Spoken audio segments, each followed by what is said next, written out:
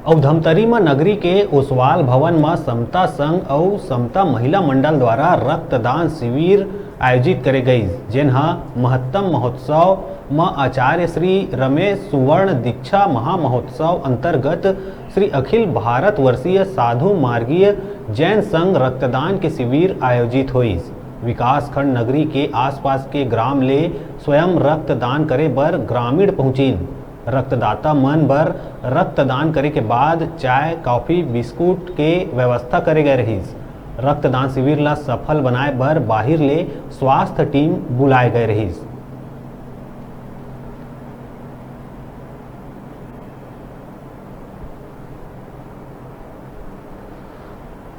Blood रक्तदान शिविर का आयोजन साधु मार्गी जैन संघ, समता युवा संघ, समता महिला मंडल नगरी की ओर से आचार्य श्री रामेश स्वर्ण दीक्षा महोत्सव, आचार्य श्री नानालाल जी महाराज साहब के 23वें पूर्ण स्मरण दिवस एवं आचार्य प्रवर श्री रामलाल जी महाराज साहब के 23वें आचार्य पदारोहण दिवस के उपलक्ष्य में अखिल भारत स्तर पर साधु मार्गी जैन संघ बीकानेर द्वारा देश के कई शहरों में ब्लड डोनेट का आयोजन किया गया है, जिसमें समता युवा संघ, समता महिला मंडल, साधु मार्गी परिवार नगरी की ओर से भी यह रक्त दान शिविर का आयोजन किया गया है।